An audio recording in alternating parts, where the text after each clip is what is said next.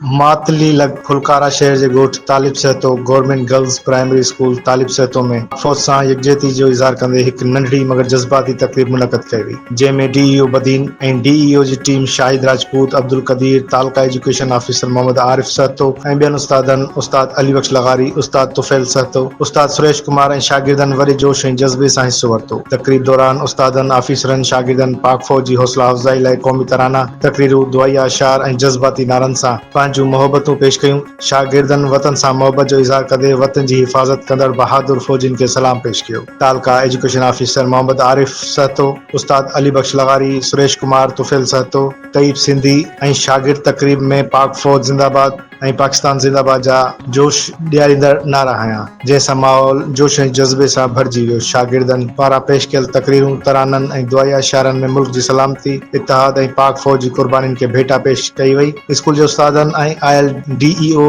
Badin, टीईओ female Matali बि शागिर्दनि जे जज़्बे जी साराह कई।